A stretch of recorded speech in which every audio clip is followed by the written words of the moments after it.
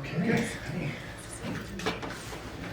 So just in the nick of time, we have our city manager, who's coming, hot out of a meeting. Out of another meeting. Yeah, Our I mayor. catch my breath here. With the S on his chest, saving all of us on the Yeah, I don't know about that. So I want to thank all of you to my first community meeting for District 2. Yay! And, with these, what I'd like to do is try to get a way to get feedback from all of you. I sent out an email newsletter to everyone. And one of the things I'm going to do, actually, I copied from Council Member Barrett in District 5. He did a survey several months back. But I wanted to include in the newsletter a survey every issue so that, whether it's one issue that came up this week were the smoke shops. We don't have very many, we only have one in District 2, so it's not really a problem for us. But as other things come up, like whether it's parking or things down at the waterfront, I can ask questions, but I would love to get your feedback. And I know a lot of people can't come to the meetings just given times and their schedules, but that would be a great way to get feedback, and that's what I'd like to hear from all of you. So when you get those, if you could remind your friends to look for them, fill them out. The more information I can get, the better.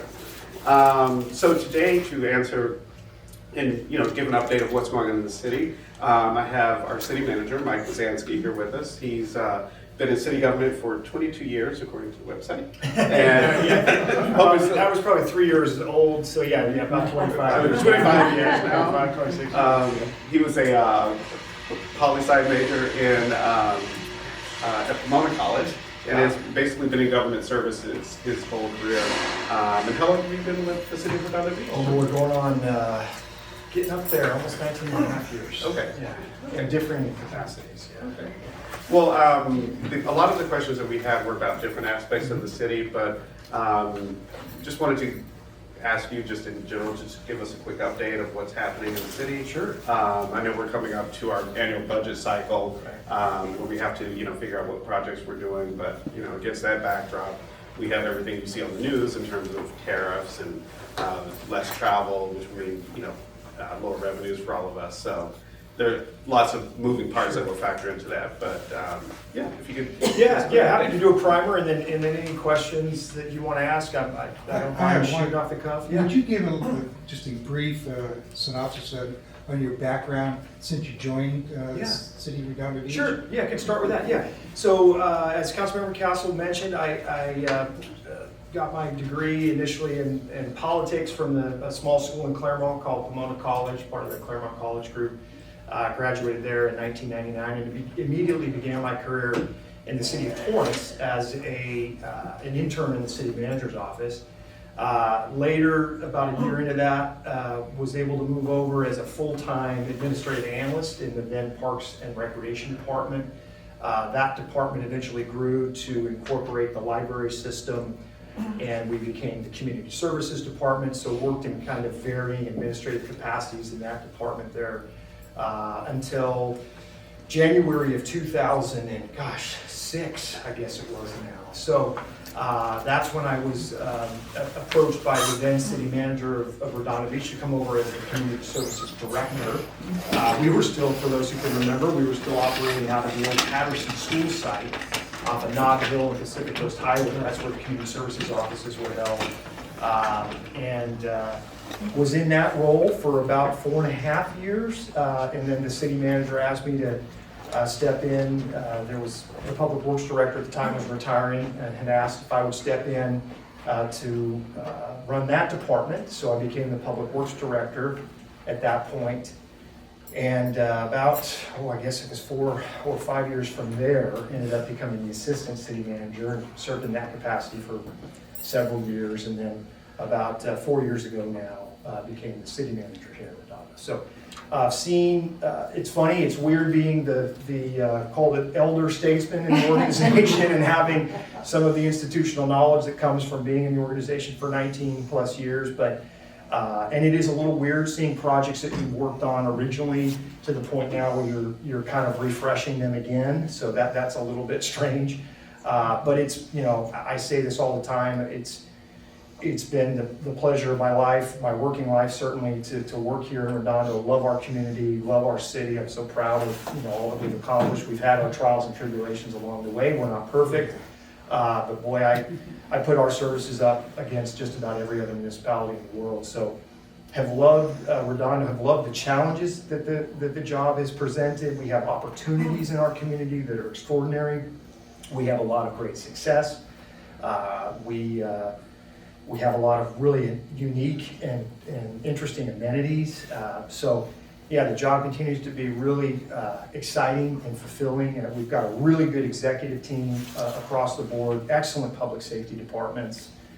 Really proud of the work that our police and firefighters are doing, police officers and firefighters and our full management unit there. We're fortunate, full service city, there's a lot going on, it's exciting. But yeah, I continue to just, it energizes me, candidly, being here. I love working for Redondo Beach. It's been an absolute pleasure. So, yeah. So that's a little bit about my situation. I will tell you, as Council Member Castle mentioned, it is budget season. But before we even get into that, Chad's going to have his first opportunity to work on the strategic plan. So next Tuesday, actually up here across the way, we're going to be going through our strategic planning process. The city's been very committed to that in my 19 years here, and it's really served us well. So the council will evaluate our strengths and weaknesses, look at some of our successes over the past several months, and then look at our current 3-year goals. And in some instances, rework those goals, update them to refresh them to meet our kind of contemporary needs, and then begin to identify collectively with staff, the executive team, what our immediate 6-month objectives are. And what we try to do with the plan is identify measurable goals and objectives so they're clear and we can ultimately complete those in that timely manner. So it's served us well. It's led to a lot of unique initiatives in town, things that we wouldn't normally have focused on before. And it's been a great process. It's really a council-driven process. There was a time when I first got here where it was more of a staff-driven effort with council kind of looking at it and considering it. Now we sort of flip that on its head, make sure that the mayor and council members have an opportunity to really drive from the residents' perspective and point of view, the 3-year goals and then the immediate objectives. And then from there, we'll turn right into the proposed budget for this fiscal year. Under the charter, it's my obligation to present the budget to the council every May, middle of May. And then from there, they'll deliberate on that document, and over the course of our 3 scheduled public hearings in June, make final budget determinations. I've been out interacting with our various commissions over the last month and a half to get feedback from them as we prepare the budget. Got a lot of good insight from the different groups. It's always good to kind of Q&A and figure out what our commissions are thinking about.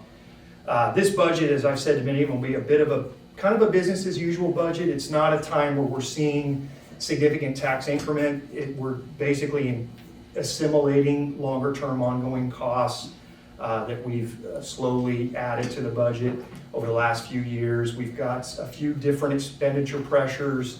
Unfunded accrued liability, which is really our pension liability, has crept up a little bit in the last couple of years due to PERS performance. Nothing like what it was in the preceding kind of decades, but it's a number that we're going to have to manage to a degree, a little over $4 million in what we call an unfunded accrued liability payment this year. So we're bringing that into the budget structurally. So that's kind of a newer expenditure pressure.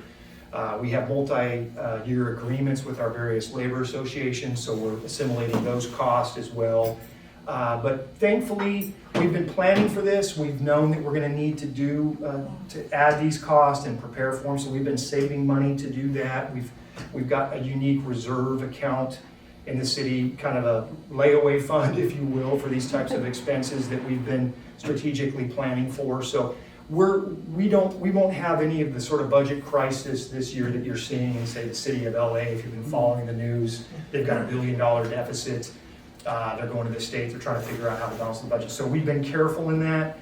Council's always been very fiscally conservative. So we'll have a few things that we're going to have to work through. We're still hoping for increased tax increment in future years. Chad mentioned the The transient occupancy tax, that's something we've been looking at with the kind of national economy.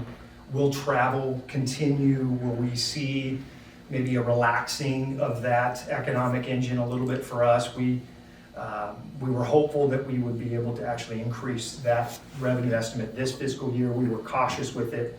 We're now going to probably continue to be cautious with it next fiscal year. But we have really good upside there when the economy is humming and our different properties are performing well. So that's a little bit of a soft spot for us in the budget. I suspect it'll get there over the next 2 to 3 years as opposed to next year. So I think our 3-year forecast is still fairly solid and balanced. But we do have some challenges this year. So like I said, it won't be as an exciting a budget as we've had it, in years past where the council's had one-time money to spend and do special projects and that kind of a thing. It's going to be, the council have to be a little more judicious this year than they have been in the past few years. But I don't expect any significant service reductions or anything to that effect. So that's going to be kind of our May and June, and then we'll continue to work through significant issues. I mentioned opportunity sites in the community. Our waterfront is still working towards, I think, very exciting momentum and progressive revitalization. The surf club properties that you may have seen in the news today in the Easy Reader are soon to be opened. Today's your soft opening. Yeah, soft opening. I think public opening coming in May. That group invested over $7 million into those 2 spaces. It looks fabulous. We are excited about that. We've got a couple opportunity sites in the waterfront area, the old Fun Factory space, as well as some of the kind of, I would call the southeast side of Blvd, where we think we can actually bring about kind of a market hall concept. We've been investing in the International Boardwalk. You may have gone down there, seen our pavers and our skate park and the mural. So that's exciting. Those businesses are doing well. We have some opportunities out on the pier that we think could see revitalization, certainly the old Maison site. So we're stimulating that, we're marketing that, and I think hopefully the council will be looking at that over the next year or so and bringing on additional economic activity down on the waterfront. So on the public side of the equation, we're working towards finalizing the construction plans and specifications for the Seaside Lagoon. Council approved that design. We have state grant funding to pay for the first phase of that development, which is wonderful. Should be a big upgrade to the area. And then we're currently finalizing our grant application for the boat ramp that we're obligated under our local coastal program, or LCP, to construct in the waterfront based on Coastal Commission's obligations. And the plan there is to submit the grant application and have the California Department of Boating and Waterways pay for the design, the finished design, the plans and specifications of that effort, and then ultimately bring on a contractor to build it. So we're not spending our own money on that subject, but ultimately state money. So both facilities ideally funded almost entirely by the state of California, which is good. And thankfully the DBOS funding is not jeopardized by the state's current fiscal issues. They've got their own deficit, as I'm sure you know. So the goal there is we passed the waterfront amenities plan a few years ago. The idea was that the public amenities, the recreation amenities, would really be the cornerstones of the broader commercial program, and that once we executed our projects, the commercial sector would sort of fill in the vacant areas around that, rather than have the sort of commercial project drive the public amenities. So that's been, I think, working well. We're excited about that. It's been well received by the boating community, as Mark knows, and others. So we're staying that course. We're constantly working on that. Another area that's been really exciting for us is Riviera Village. For those of you who go down there, shop, dine, receive services, etc. Been a long-standing effort. Even back to my public works days, we kind of created the paver program, the kind of architectural landscape initiative, and that's really worked well to kind of allow us to focus where we spend money in the public right of way, and then stimulate investment from the business community as well. That partnership's been really successful. The business improvement district down there has been fantastic and advancing, I think, quality public experience. So pleased with the village. We're continuing to work with the owners of the South Bay Social District, hoping to see them make some improvements to that very important retail sector in the community. It's funny, you know, sales tax has historically been a really big driver of our tax revenues. In the last couple of decades, it's not been a super strong driver. It's been more limited. What's interesting is I'm sure all of you know, as more and more sales are conducted online, we've been seeing a disproportionately reduced amount of sales tax revenue. And the reason for that is, even though you all might buy something in Redondo Beach on your computer and have it shipped to your household, what that sales tax is put into the county's pool of online sales and then distributed not by where the sale occurred at the home, but by the community's percentage of brick and mortar performance throughout the county. Wow. Yeah, so that's something that people don't realize. They think, oh, hey, you know, our community buys so many things, we're getting all that sales tax. We don't. We get the percentage of the overall pool that mirrors how our brick and mortar performs. So as our Galleria has declined over the last 2 decades, and now is candidly, as you all know, a shell of itself, so too has our proportional share of the county's online sales tax pool. So that's what's so concerning for us when we think about how important it is to see that retail space revitalized, or any of our retail spaces revitalized for that matter, is because it is the ultimate, it's the formula, it's the driver for our fair share capture of the online sales tax. So that's a struggle, and that's not one of those that's intuitive. You would think, oh, hey, you know, I got my new good, it's coming in, that was delivered to my porch, you know, Redondo Beach is capturing that sales tax, and you would think it should be, right? Because we're feeling the impact of that purchase with the delivery and everything that goes with that. It's our residents that are buying those goods. It's not how the state and county pool works. So anytime we see a closed business, a retail business, that affects us in kind of a double whammy way. It affects us in that immediate loss of sales tax, and it also affects our competitive share across the county. So cities like Torrance or others who have big box retail, right, have the Costco's, have the auto dealerships, as more and more sales occur online, they get an increasing share of that overall distribution. So That doesn't seem fair. No, it doesn't, and it doesn't feel fair, candidly. There was a time when we actually were benefiting from that structure, when the Galleria was a really hot commodity. Now that is not the case. So, yes, sir. Hey, Mike. I don't know if you've assessed this, the recent change in ownership of the South Bay Social District. Yeah. How does that bear both Yeah. the future? You know, it's not unexpected, given the nature of their fiscal transaction there. The new owners have indicated that they would like to see the property revitalized. It would not surprise me if the new owners ultimately decide to reimagine how that site is ultimately utilized.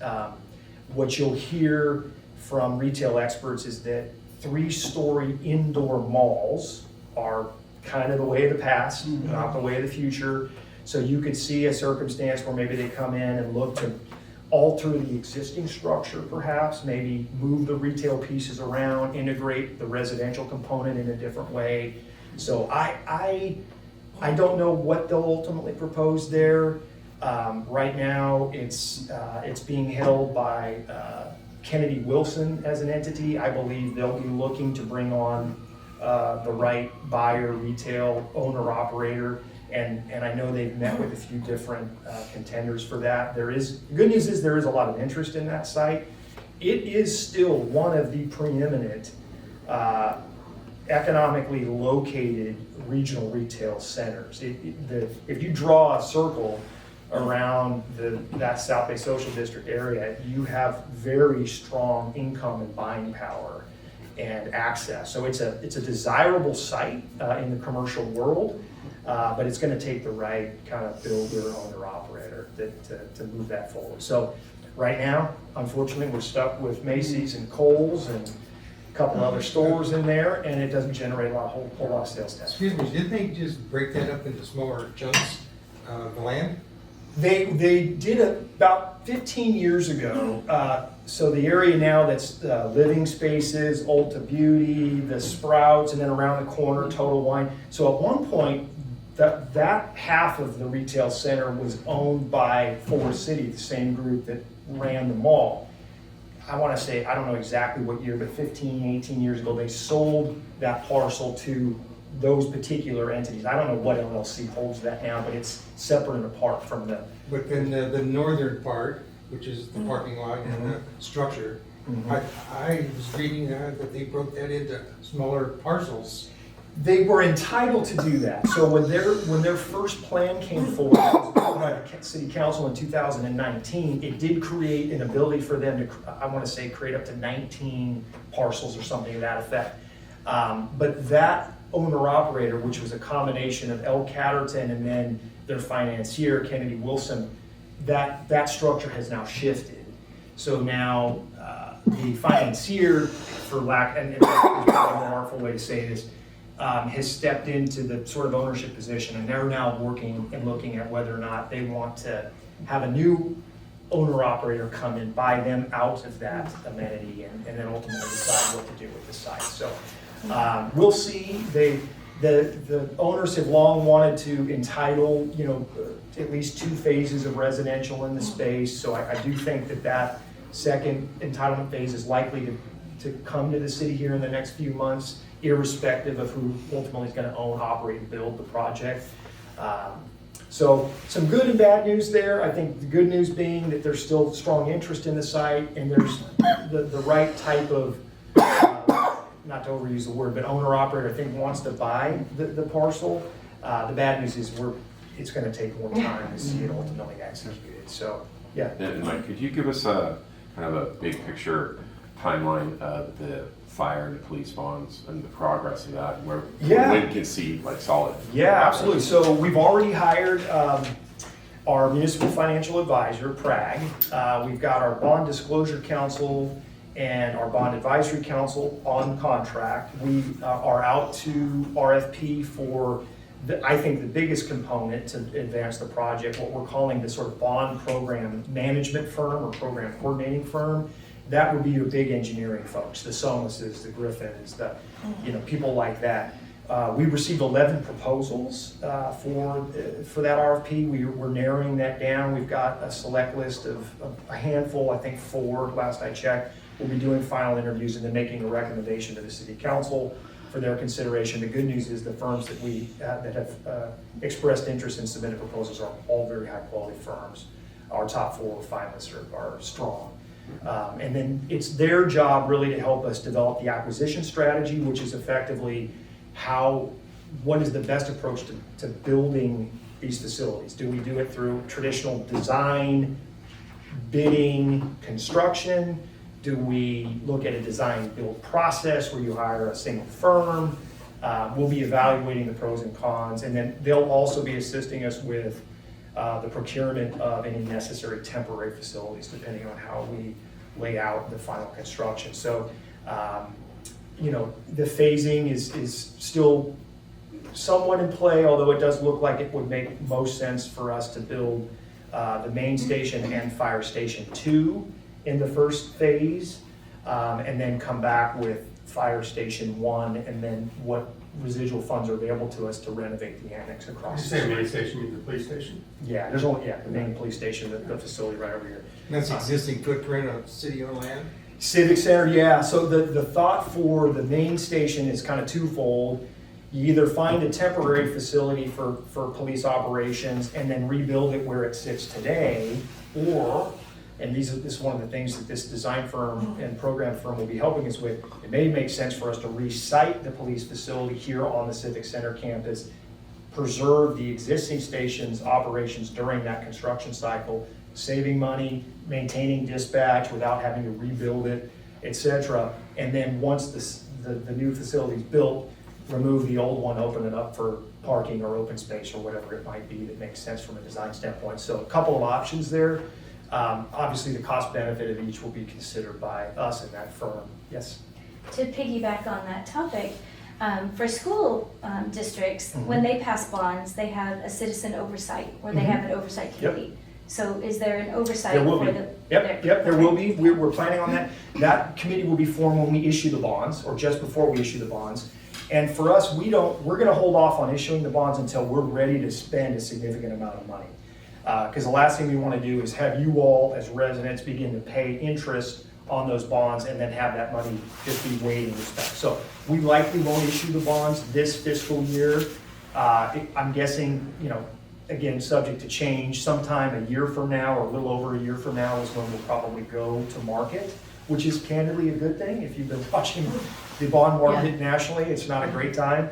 A lot of craziness in that world. So you won't see probably a fiscal impact on your property rolls for another 2 years, is my guess. And how many tranches is that gonna represent? Good question. It could, I'm thinking at least 2, but if we can do it effectively, hopefully no more than 2. But the goal is the goal whenever you issue bonds of any kind is to be prepared to spend the money. Issue bonds for the money you need to spend in that time frame. You think, oh, hey, let's chase the market, get a good rate, let's hold on to it, maybe invest it.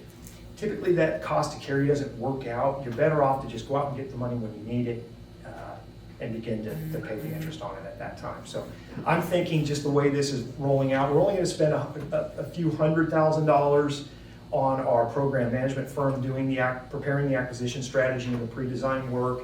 So we'll probably carry those costs in our own budget next fiscal year, code them against the bond, and then repay those costs when we issue the bond, if it is indeed next summer. So, but it's very much a focus of our work, full team effort, obviously police, fire, information technology, finance, public works and engineering.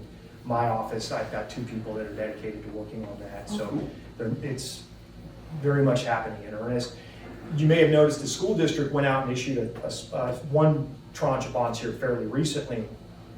They're doing, their phase is really more of a maintenance kind of effort. It's fencing, it's technology, it's retrofit. So their list of projects isn't gonna require as much design, sort of architectural work, build, et cetera. So their process is gonna be a little different than ours. Shoot, that was long. Anyway, sorry, maybe I'm exhausting everybody. I'm trying to think other kind of highlights. Obviously, we've had a lot of excitement. One of the big things that's been a big municipal push and focus over the last couple of years is hiring in our police and fire departments. Particularly in the world of policing, hiring high-quality police officers is becoming more and more of a competitive and challenging process. We've been really proactive in that. We do a lot of advertising, and we've been very successful in staying ahead of that curve, meaning we actually begin to hire people in advance of our targeted retirements and ultimate, anybody who might be leaving the organization, and to ensure that we've always got somebody in the queue when we need that officer. A lot of departments are suffering. They'll have injuries or they'll have retirements, and then they'll be at 8 to 10 to 12 to 15% vacancy. Torrance is experiencing this, and then you have challenges. Staff are getting worn out, too many overtime shifts, etc. So it's a very difficult job. It's been very much a focus and concerted effort on behalf of our own police management team, but also our human resources department that does a lot of work on that. So that's been a focus. It will continue to be a focus. It's a very competitive world, and it's a very difficult job, especially today. It's just a huge challenge. But like I said earlier, I'm so proud of our police, our public safety departments. They've just been fabulous. We are looking at our capital budget this year. We've got 120 projects in the queue. It's a few too many. I think we'll be recommending to council that we'll be, in a sense, consolidating some of those efforts and trying to make sure that we're focusing our efforts on the most critical projects, especially considering that Measure FP is really front and center to all the work that we're doing over the next few years. So that's something we're synthesizing now and be part of our proposed budget in May. Councilman Castle and his colleagues will get a chance to kind of synthesize that themselves when I get it to them next month. You know, I'm trying to think what else is happening. There's almost too much to. We've got the second phase of the general plan update. You might have followed the housing element implementation that we've spent the last year and a half working through. Really difficult state mandates, what they call the regional housing needs allocation process, the RHNA process. It's created a lot of consternation, not just in Redondo Beach, but all of our cities. It's a very inartful formula that the state uses. You're almost penalized as a community for having been successful in building housing in prior years.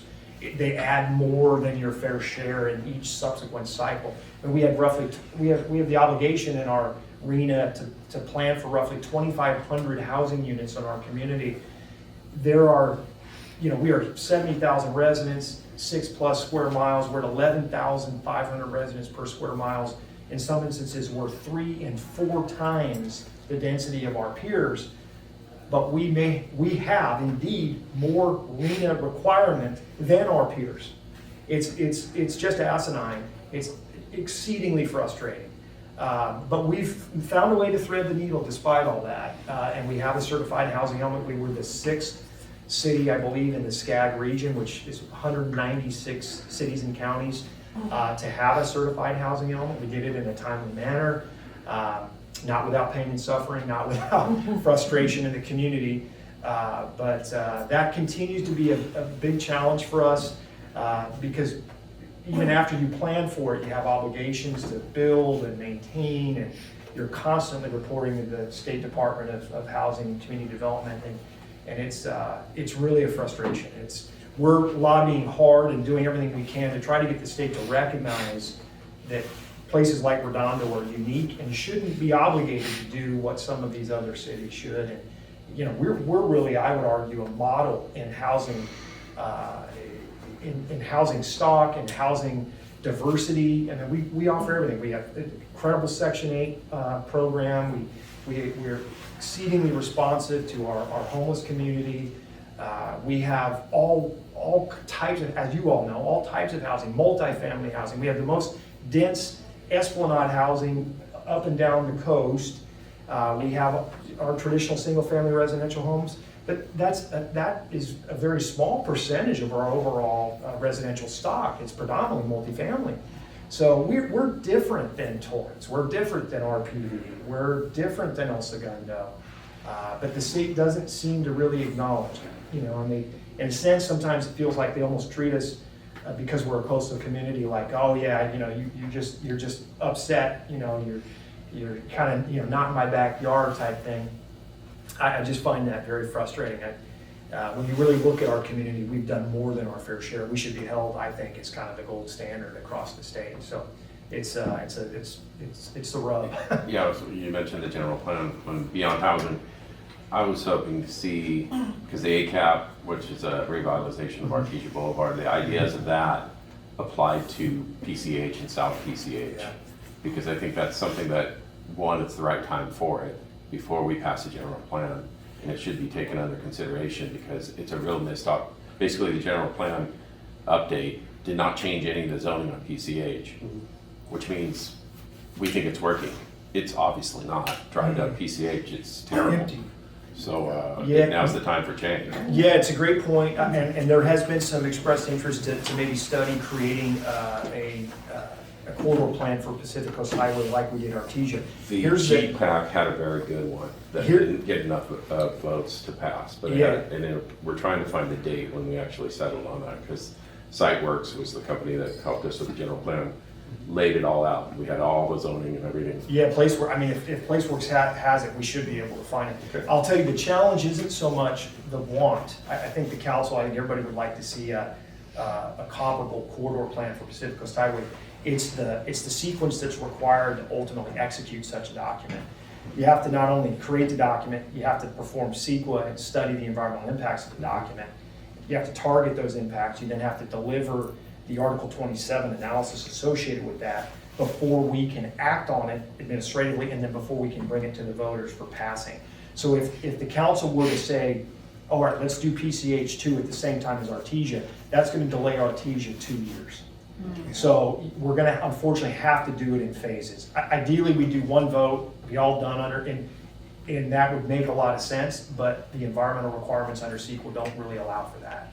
And procedurally, we have to follow all these steps before we can do that. So the council's latest direction is, hey, let's get Artesia done, but let's get Pacific Coast Highway going, shortly thereafter. So, yeah, so there's interest, there's support for it. It's just that there's just procedure that has to be met before we can actually execute.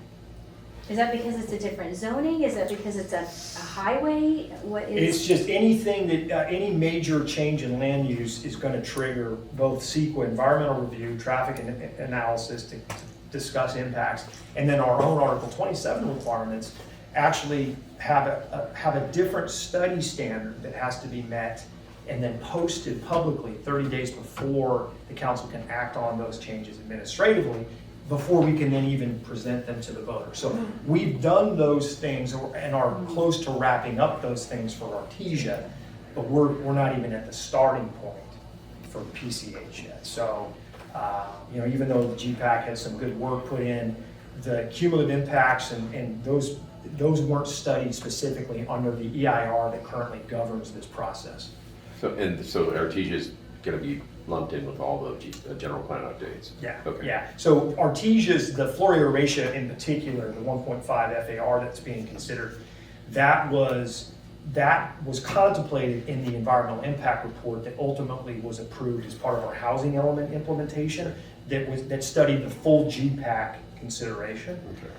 Any tweaks to PCH were not incorporated in that analysis and therefore would have to be studied as an addendum. So it's objectively you think, oh, come on, we should do this, makes perfect sense. Yeah. Unfortunately, state law, much like the housing law, is nothing but frustrating. So, Sure. You were touching on Rena a moment ago, and boy, you guys are to be hugely commended for being one of the first cities. We're all seeing in the newspaper that Manhattan and Hermosa are just getting beat up because they didn't have theirs done the way you guys got yours done. Of course, that, at least for the time being, has prevented the AES Power Plant owner from putting 2,700 residential units on AES under the builder's remedy. And I know there's more lawsuits going on over there. Outside of what's closed session, you can talk about. Is there anything at all you can update us on all the lawsuits and stuff going forward with the AES? Not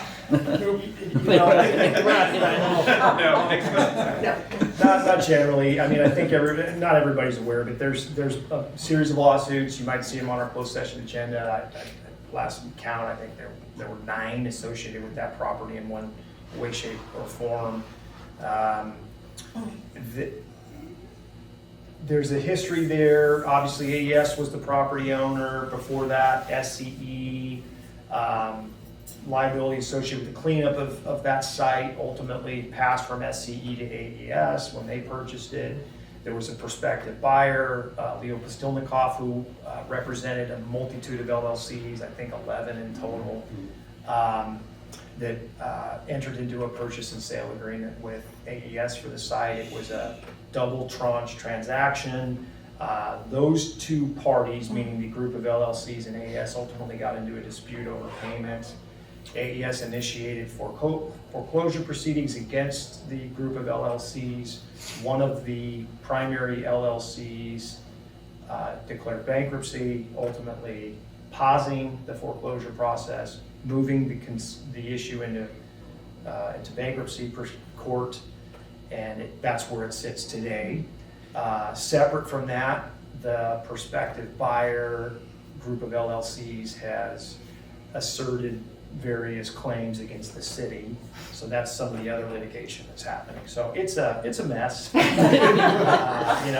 the short answer. So that's kind of where it's at. I don't know how quickly it will resolve itself through the bankruptcy process and through our own litigation. We have thus far, knock on wood, successfully defended ourselves against the claims against the city. A couple of those are on appeal. So the consternation continues. Now, when you guys came out of closed session, maybe 2-3 months ago, I'm guessing, and you do that part where the clerk says if there's anything we're supposed to tell the public, and it was just 2 short things, but I remembered it so well. One was that AES had some kind of plan to resolve the disposition of the property, and that was it, just that one sentence, and we're all on edge of our chairs wondering what does that mean. And the other one was the direction was given for the city to look into partnerships, I think the word partnership, for the potential purchase of the property by the city. Now, those 2 things were said in public. Is there any more that you can say publicly on those 2? That's about the extent. That's Yeah. extent so far. Okay, Yeah, thanks. yeah. I know. And those 2 things, of course, are subject to what occurs Yeah. in the other proceedings I mentioned. So we'll see where this goes. The saga of the AES site has been with Redondo for many years. I suspect it will continue to be with us for many more. The good news is the power plant is no longer operating. It remains closed, and there is currently no application before the state for it to be reopened. So It's been neutralized too, hasn't it? it's been what they call made safe, neutralized, another term. They've done the de-accession of the various materials, de-energize what they can de-energize. Of course, the transmission corridor that is on a loop remains operational. So there is still power coming west and then through the switch that's on the AES site, then going back east. So that is still active. I know there've been some questions in the community about, the imminency of the corridor coming down. That is not imminent, just for the record. There's several things that would have to occur for the transmission corridor to be ultimately removed. Though, and I have no qualms saying it publicly, we are doing everything we can to try to effectuate that outcome. But that is somewhat out of our control. So wasn't there talk about that turnaround station that could be moved closer to where it's supposed to be? Yeah, there's long been the thought. We commissioned what they call a method of service study that the city paid for through Southern California Edison to analyze whether or not the switch and the transmission lines could be removed, whether or not the distribution lines that are considered what they call 66 kV lines, the smaller tower lines, could be undergrounded. And the answer to both of those questions was yes, of course, with money.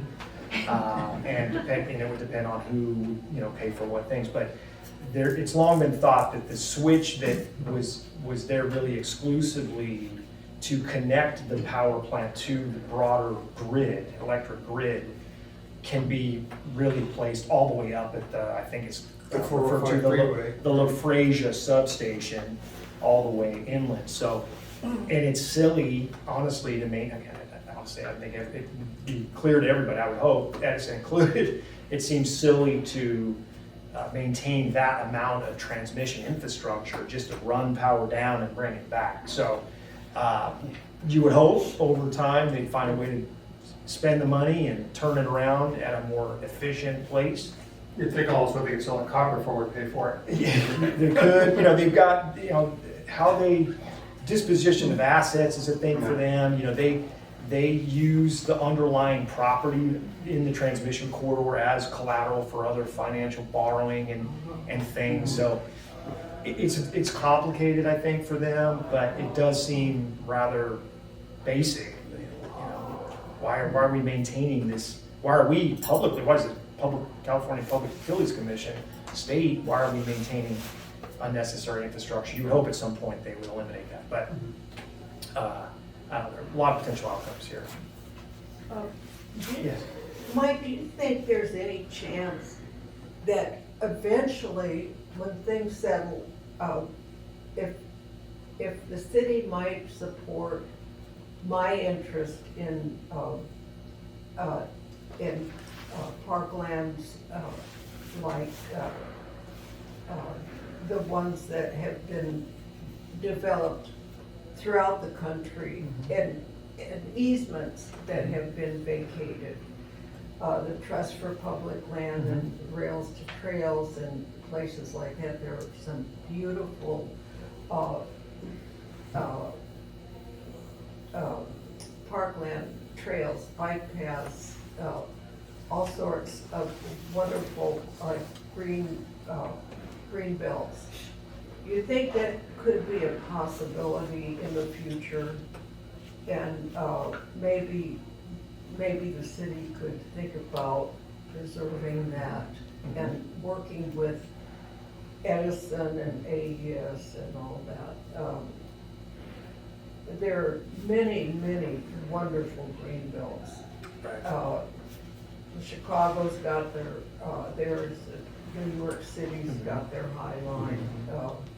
You might have been, Atlanta's got a beltway that's amazing. Yeah, my sister used to live right off that though, actually. Okay, so Visited you before, know, you know what I'm saying. Yeah, yeah. And it connects communities.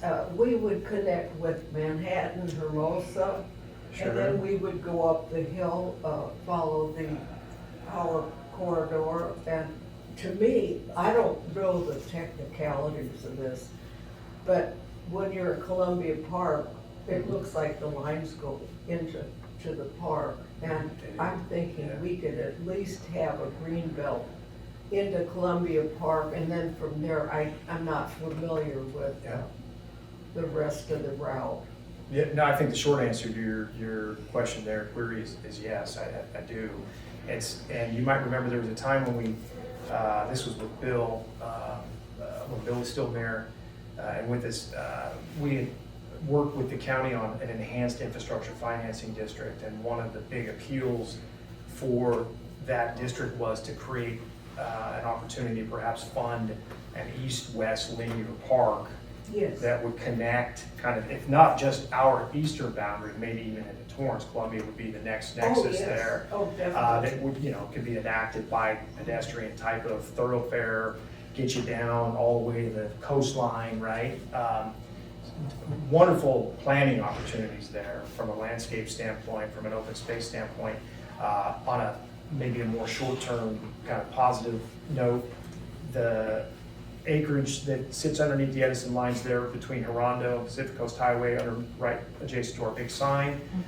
We have received bids for that project. That project has been designed. We finally obtained approval from Edison for the plans and specifications. They're not as generous with that approval in their right-of-way space as they used to be when Columbia was built, or even Dale Page Park years ago. But we worked through their process, and we now have an open space project that is funded, and we're going to be recommending that contract for approval to the council next month to get that open space kind of, call it park, if you will, or passive area, predominantly with sort of native landscaping, et cetera, but with some kind of a S-curve for pedestrian walkways and some benches, et cetera.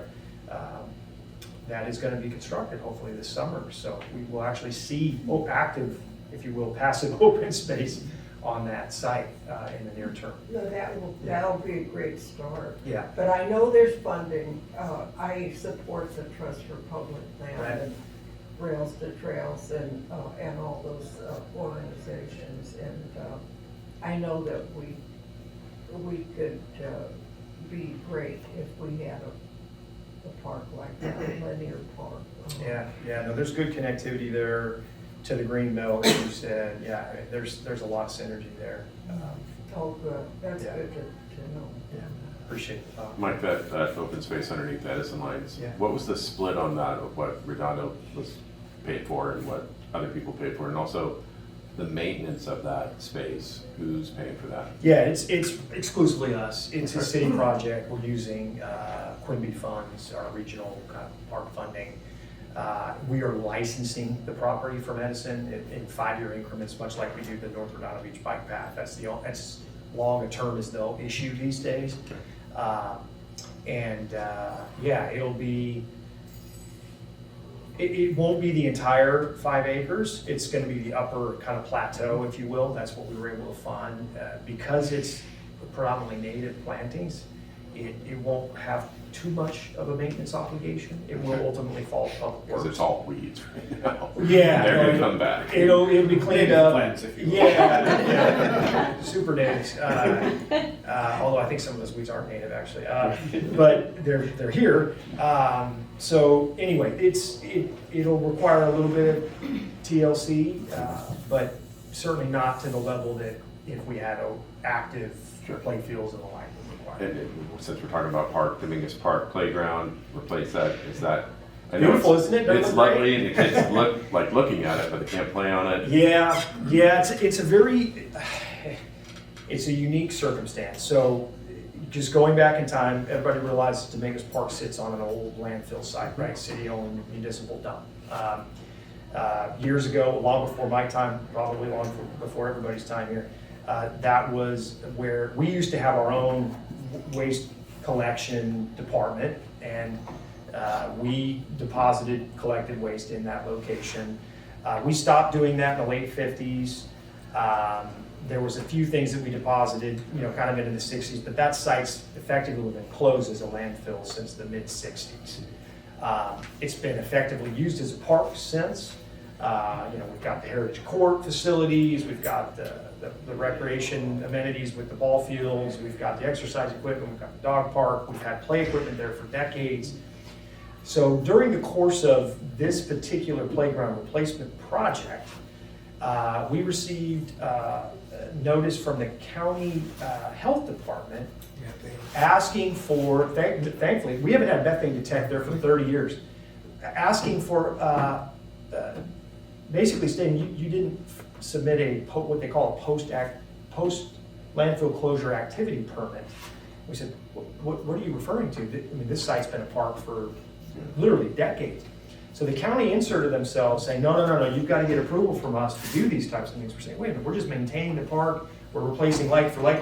Where have you been? I mean, in fact, the first park was funded with county monies. Like, what's going on?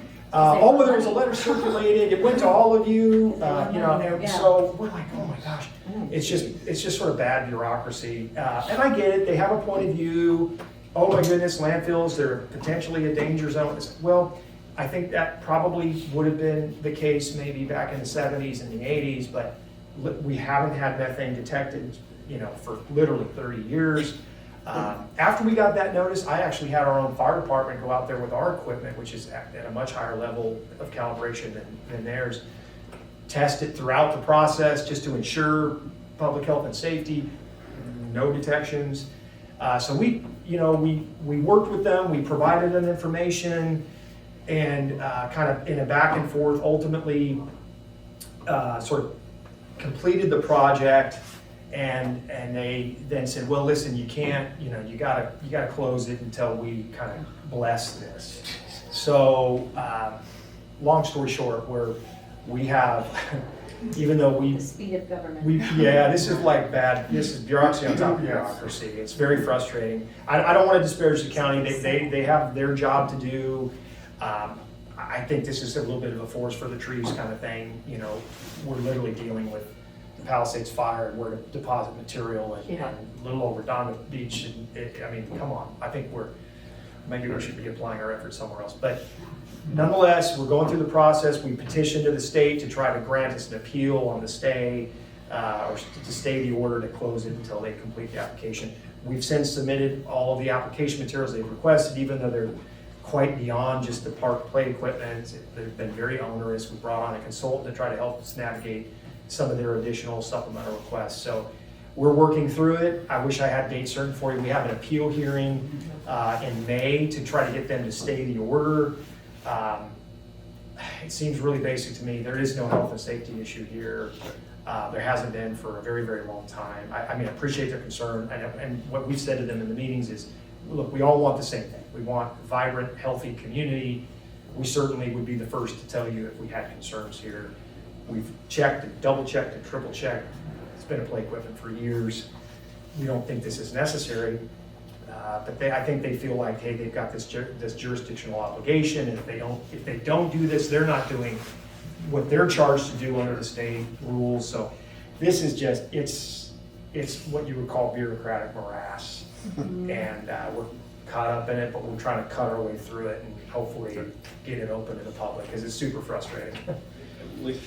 I know I was a little bit late coming in, and I don't know if this topic was covered, but if it was, I can catch. Thank you so much, Chadwick, for recording it for us all. But in District 2, it's been very contentious through the years. I'm a 30-year resident here now.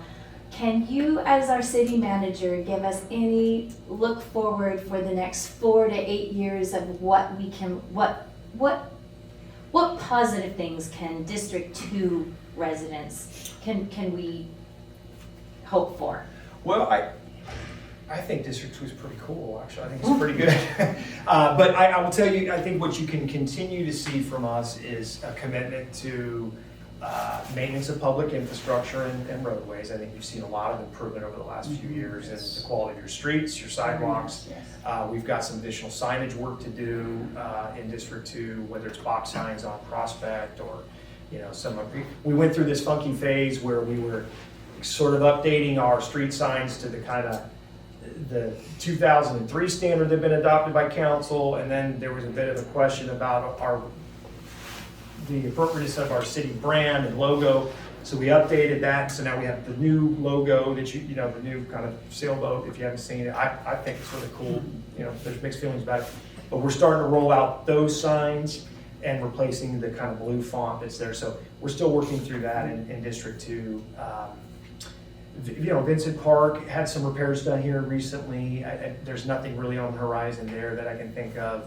The school district is looking at traffic. We commissioned a study around the high school to look at traffic migration patterns around the high school and parking, which I know has historically been a challenge and will continue to be a challenge. There's some opportunity with the bond to maybe create some new parking amenities on the west side of the high school, just east of the auditorium there, east of their PAC, that might benefit the neighborhood. We adjusted our street sweeping schedule a bit on Diamond to try to alleviate some pressures in the neighborhood, so we'll continue to look at that. Trying to think what else. The waterfront obviously is a major component of our focus, and I do believe you will continue to see positive improvement in the waterfront over the next 4 to 8 years. We've got a commercial, I don't know if you came in during my conversation about our commercial kind of leasing strategy, but that's rolling out. So I think there'll be continued upgrades there. And I'm excited, at some point we'll be constructing the Seaside Lagoon. That is, we're in the entitlement design phase before Coastal Commission, so that should happen in the next couple of years, along with hopefully the boat ramp as well. Not 2 years of the boat ramp, it's gonna take a little more time. We gotta get entitlement, we gotta get funding, and then we gotta build. But yeah, I think there's quite a bit of good, and obviously it's in District 2 Civic Center. This could be a very exciting construction site here in the next couple of years. So. Well, the city hall's looking good with the improvements there. Yeah, we're getting there. We're irrigation and landscaping are coming next. We got our plan done, so it should be very nice once that's completed. So, and then the nice part about Measure FP is, you know, resources that we would have historically applied to our police and fire facilities, right, for kind of deferred maintenance items, now get to be distributed to other civic center needs, right, city hall, community centers, etc.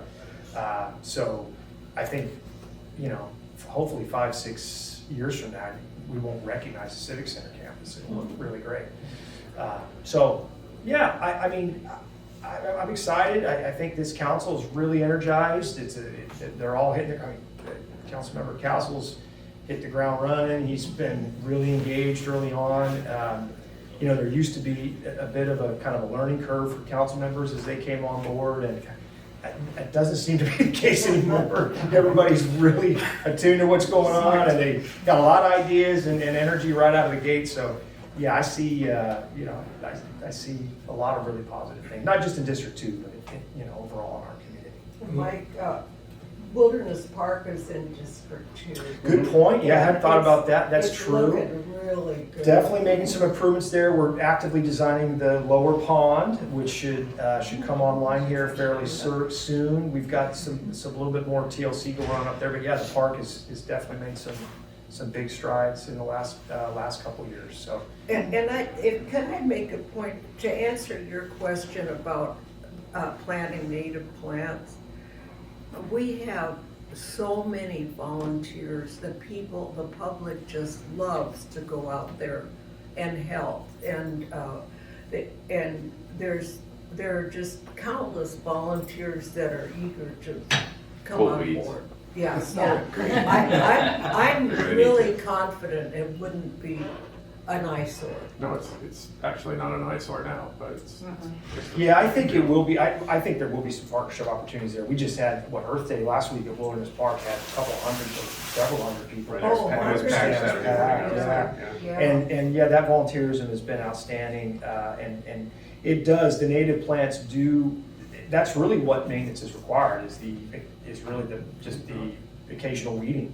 I mean, that's kind of it, and making sure they're properly watered, and we'll have systems to do that, so I'm not too worried about that. So I wanted to share about, it's interesting about the volunteering because the city is subsidizing $50,000 for South Bay Parkland. So there's monies that are, yeah, so it is a 501c3 and that's a tax exempt organization. And typically, I know I've worked for many of them, they work on volunteers, but they're doing their own funding. So the city of Redondo Beach, in a way, if you didn't pay for your own like weed pulling, you're paying an organization to do the weed pulling. I mean, it's. Well, it's a little, yeah, So it's there's a little bit of that. What actually we're doing with the Parkland Conservancy in that structure is actually providing seed money for material installation. So the ongoing maintenance, the different volunteer events to pull weeds and perform that work is truly through volunteerism. The money that's there is to offset the cost for material purchase and installation. So it isn't like we're paying the volunteers to be there to do the work. It's really more for material.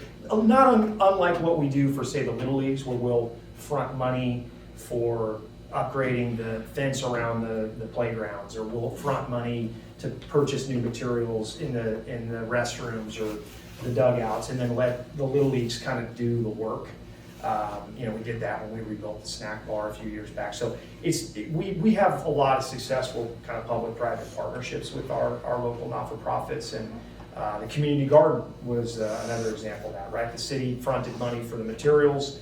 The not-for-profit was ultimately the group that helped come in and build it out and operate. So, we look for those opportunities whenever we can, try to leverage city resources to sort of extend kind of the force multiplier effect, if you will. It's been across a number of organizations over the years, but yeah, I'm excited. It's sometimes tiring to think of all the good things that we have ahead, but no, it's. And you're not going anywhere, are you? I love Redondo Stay, Beach. okay. I love Redondo Beach. As long as you all have me, I'm here to stay. So. One last question. I haven't heard anybody talk about the old fishing pier. Yeah. What's happening?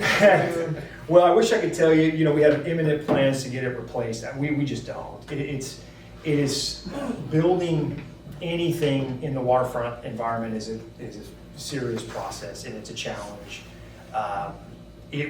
To replace that pier would require a sequence of events, much like what we're doing with the boat launch ramp or the Seaside Lagoon. We would need to identify a source of funding, identify monies to design the project, ultimately then propose it to Coastal Commission for entitlement, go through all the various environmental work, the eelgrass studies, and the different reviews you have to do for impact on the water. It's a challenge. It's a challenging series of events. We'd love to be able to do it. Right now, our focus is execute the lagoon, execute the boat launch ramp, and then kind of go from there.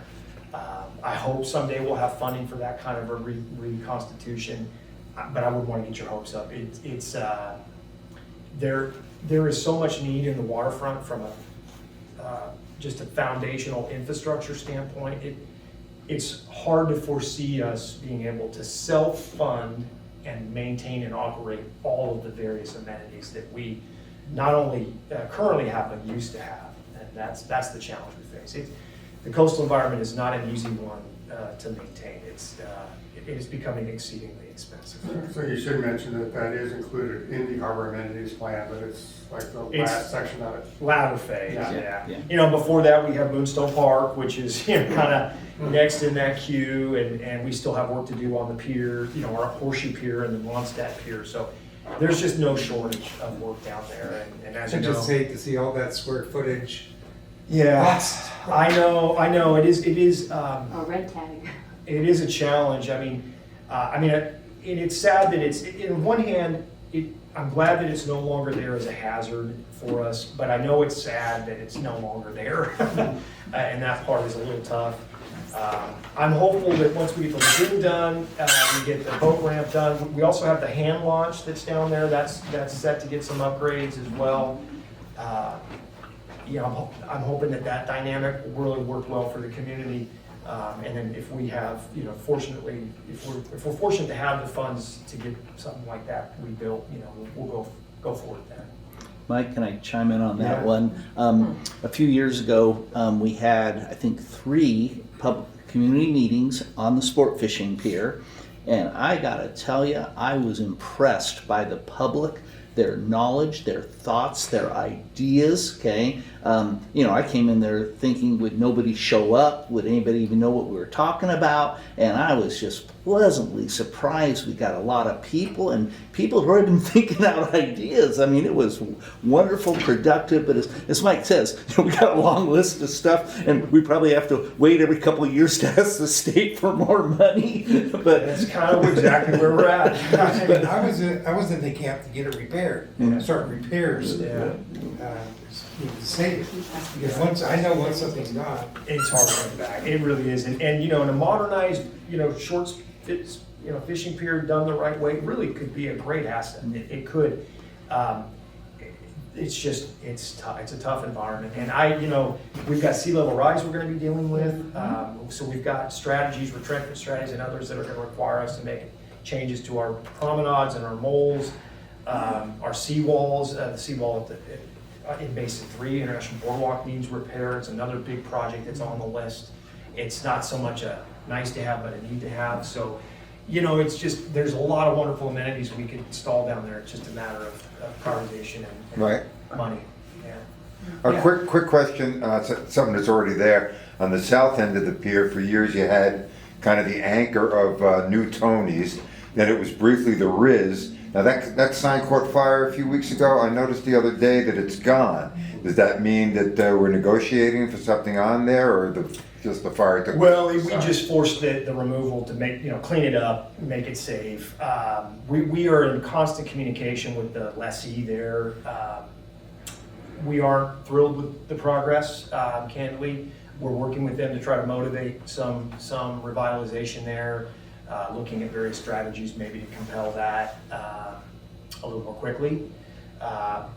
But I would say, you know, it's definitely an opportunity site for us. It's a beautiful location. If you've been in that space before, boy, the views from that upper deck are incredible. So. Well, and putting the Mexican restaurant on the very south end is great, Yeah. because that thing was empty for so long too. So we got good action there at the landing, which is under control of Robert Resnick, the RDR leasehold.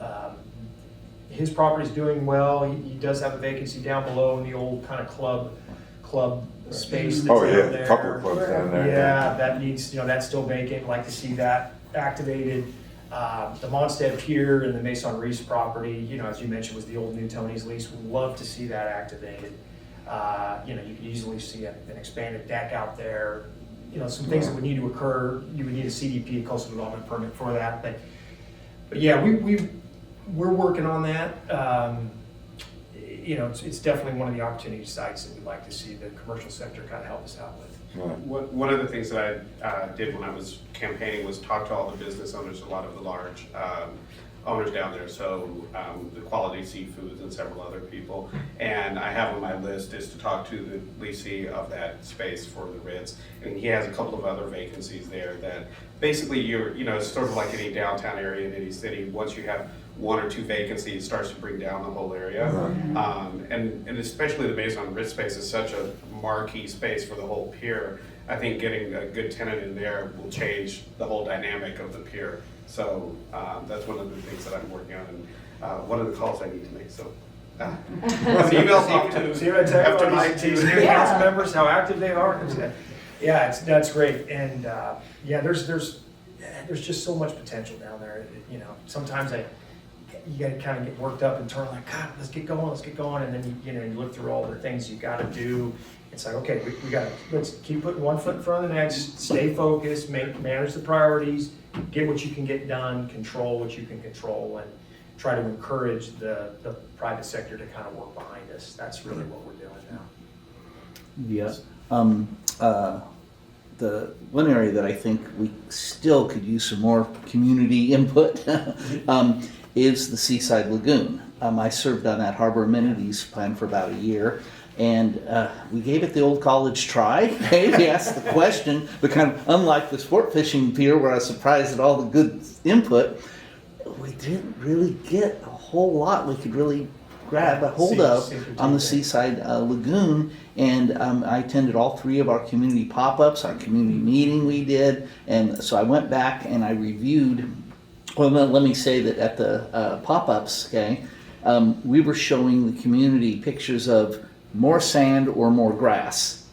Well, yeah, we have to deal with that someday, but talk about boring. We're getting a yawn from the community. And then they were showing 3 different architectural plans for the offices, but no discussion of anything recreational we were going to do in them. Again, a big yawn, okay? And I would listen to staff and our consultant and say, okay, what are they saying to the public?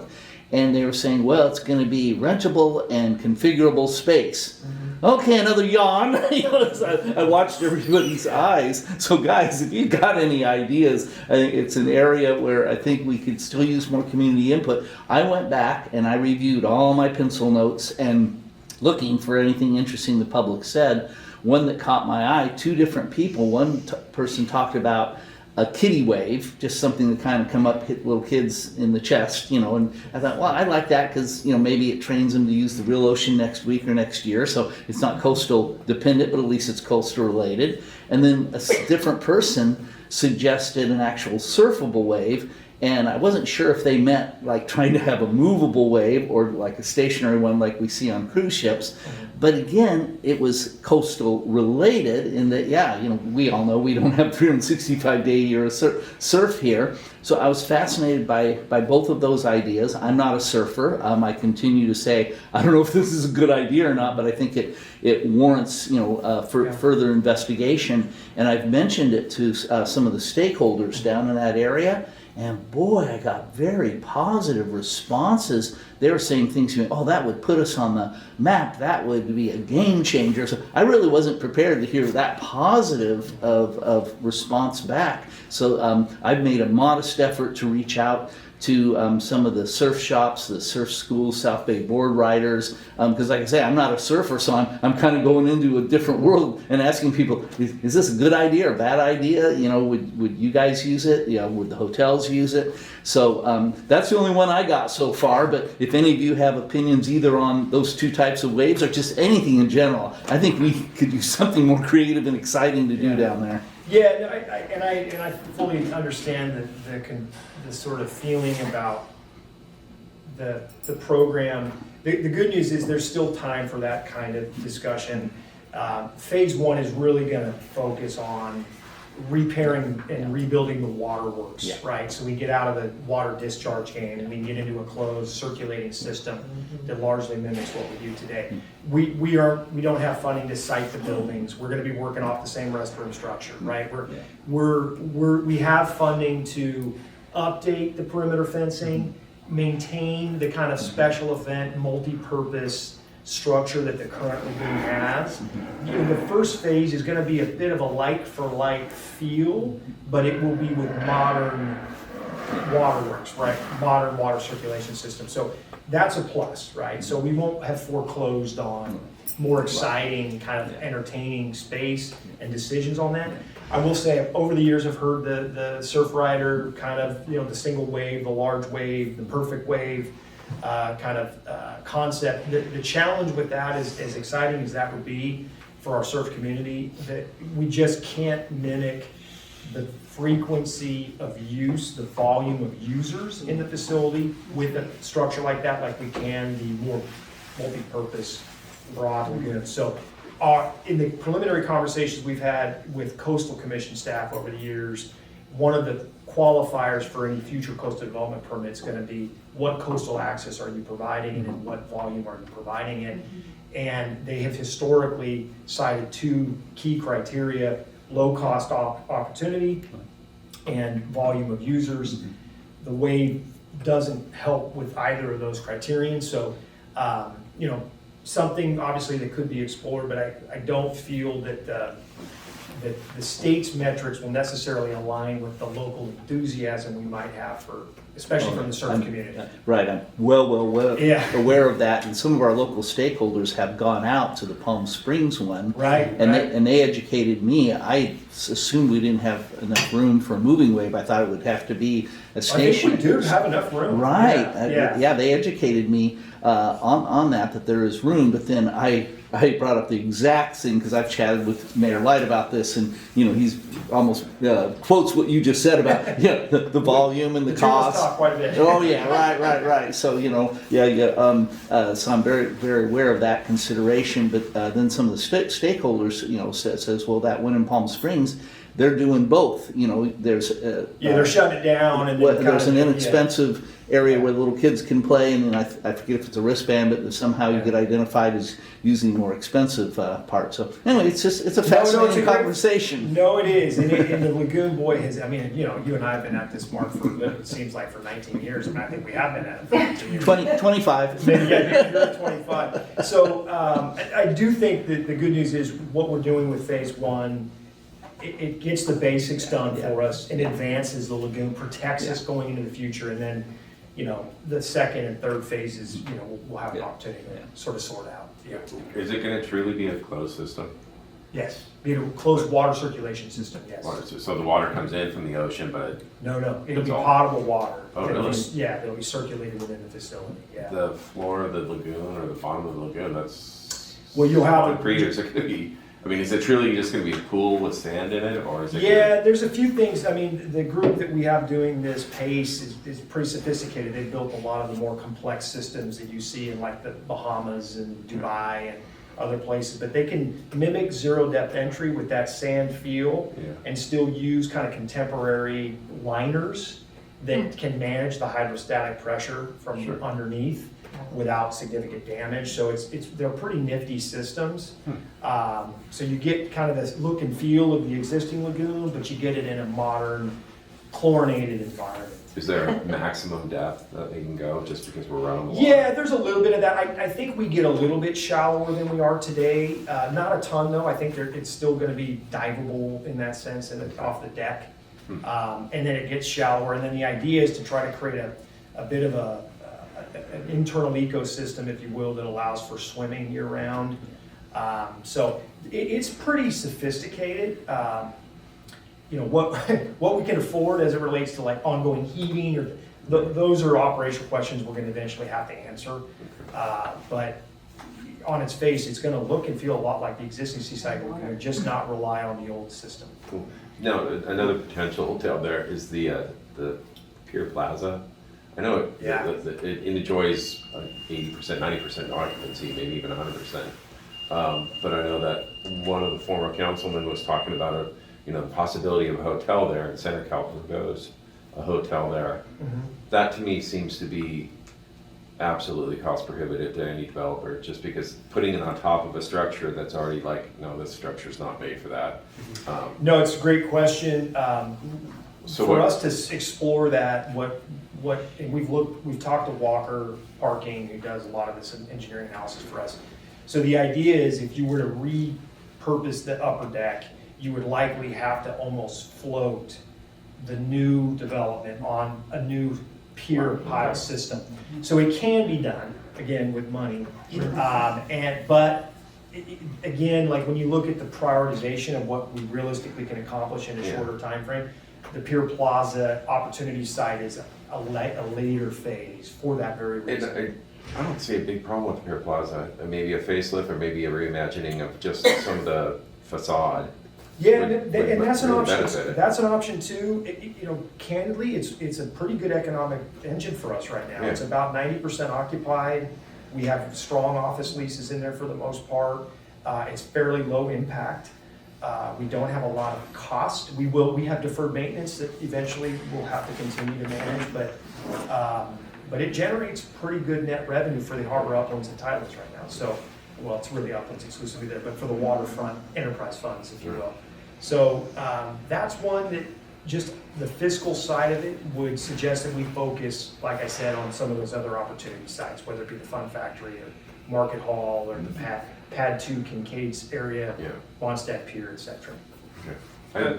That has to be our last question because the library closes at 7 o'clock. Yeah. So, I want to thank Mike for coming and answering all of our questions. It's extremely helpful, and, you know, when many of you reach out to me for, you know, all types of things, Mike's the first person I email and text to say, Mike, who do I call for this? Or that?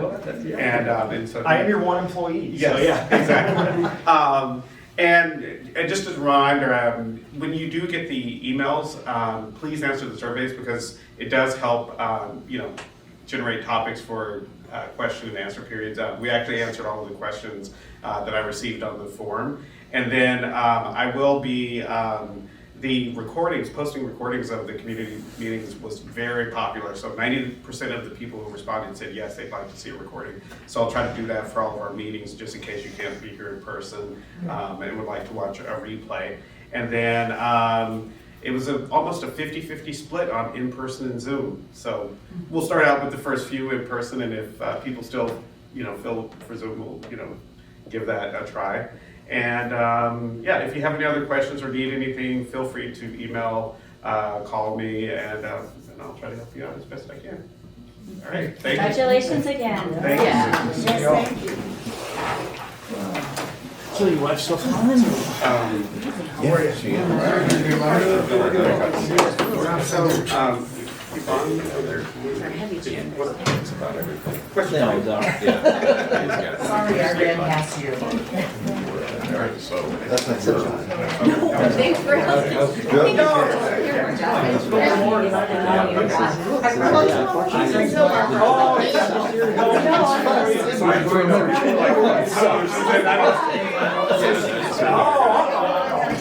They're unstating any kind of growth or profit or anything. I saw that. Yeah, so we Increase, really it'll probably over- decrease it if And true connections. they're just being. Are you